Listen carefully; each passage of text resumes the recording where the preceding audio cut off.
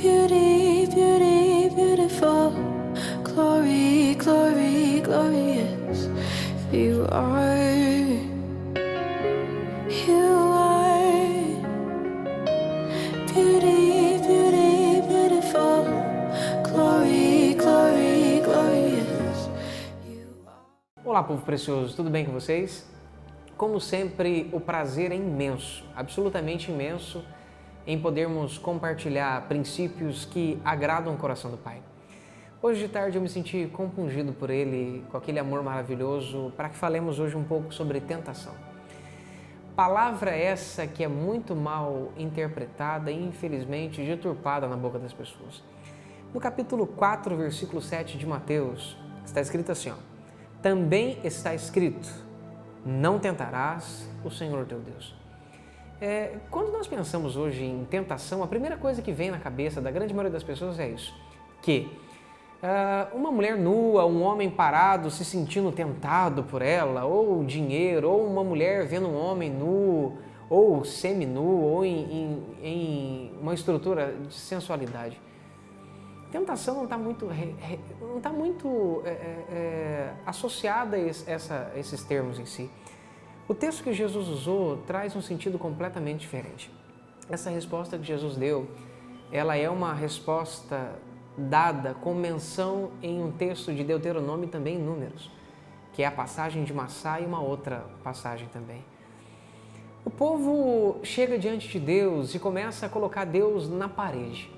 O povo começa a dizer mais ou menos assim, olha, se o Senhor é Deus mesmo, se o Senhor está conosco mesmo, então o Senhor vai precisar fazer sair água da rocha ou fazer alguma coisa acontecer para nós bebermos água. Se o Senhor está conosco. E a resposta que Deus dá para eles é não tentarás. Ou seja, por que me tentais? Povo precioso, sabe o que mais me deixa preocupado? É que as pessoas não têm noção do que afinal de contas está acontecendo. Uma coisa que me deixa muito preocupado também é que, nessas passagens do Antigo Testamento, quando Deus é tentado pelo povo e o povo coloca Deus na parede, a primeira coisa que acontece é que Deus cede essa tentação deles. Deus faz aquilo que eles querem. O Pai dá a eles a necessidade deles, que eles precisavam. Isso me assusta um pouco.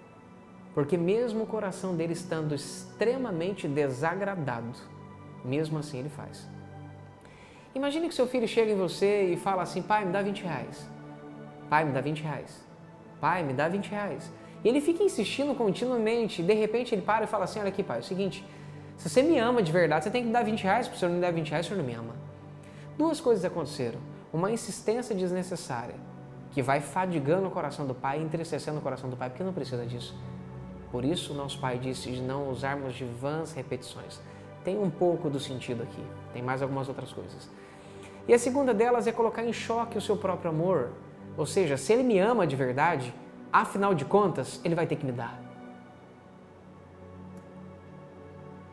Possivelmente, os pais que são mais conscientes do amor vão dar, aguardando o tempo certo para que o coração do filho mude o seu coração. Mas a diferença é, o pai vai dar pensando no filho, aguardando o tempo certo para que o coração do filho mude e ele reconheça, afinal de contas, o que ele estava fazendo. Porém, se você perguntasse a alegria, prazer dentro do coração do pai, você vai descobrir que não há. A mesma coisa aconteceu nessas duas passagens do Antigo Testamento. Nem na primeira e nem na segunda passagem o pai se agradou. Ele fez, mas ele não fez com alegria. Absolutamente ele não fez com alegria.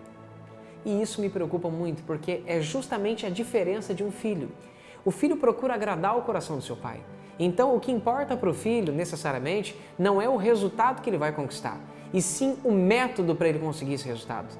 E o método correto aqui é agradar o coração do pai. Ou seja, ele não vai estar preocupado em simplesmente conseguir aquilo que ele quer. Pelo contrário, ele vai pedir ao pai aquilo que o pai quer dar a ele, como diz na Epístola de João. Segunda coisa importantíssima, se há alegria e prazer no coração do pai, ele vai fazer de um jeito que não desagrade o coração do pai, como por exemplo, eu não vou dizer a Deus se Ele é comigo, Ele vai fazer alguma coisa, mas eu vou começar a lembrar do quanto que Ele me ama e do quanto que Ele se importa comigo. E vou pedir para Ele uma única só vez, porque eu sei que Ele tem o melhor para mim, naquilo que Ele quer fazer.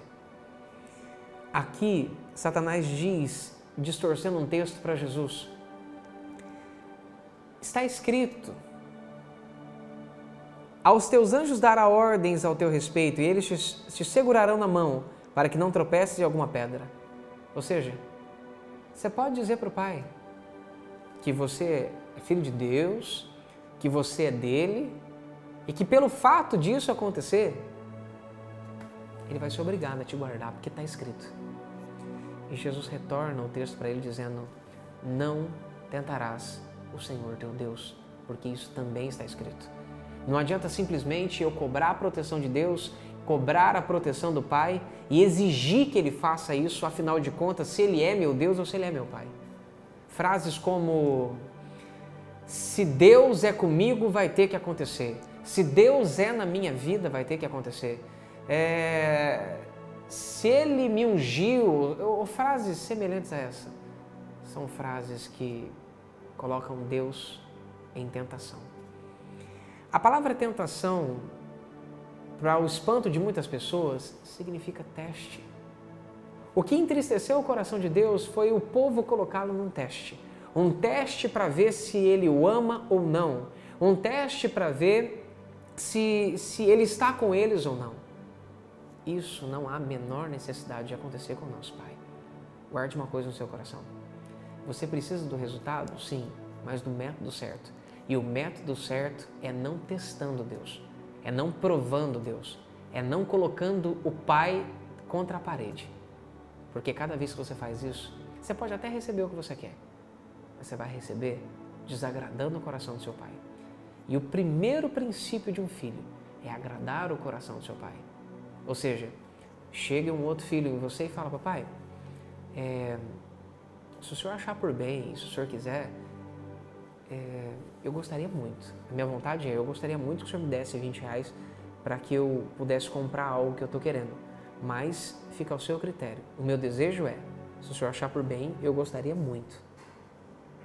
Qual dos dois filhos você atenderia? O que insiste, põe seu amor à prova, ou aquele que respeita o seu espaço, não te força a fazer absolutamente nada e reporta no amor que você tem por ele? Se você tem dois filhos, você vai preferir dar ao filho que talvez nem pediu nada do que ao insistente que mantém aquela situação desconfortável diante de você, tentando forçar você a fazer algo que você não quer fazer e além disso ainda coloca seu amor em xeque. Guarde uma coisa no seu coração. Para agradar o coração do seu Pai, você precisa entender que o tempo de tentá-lo chegou ao fim. Agora é o tempo de agradarmos o coração dele com o método correto, da forma certa. Não tentarás o Senhor teu Deus. Pelo contrário, agrade o coração do seu Pai e literalmente faça-o sentir prazer em você. Que o Pai te abençoe.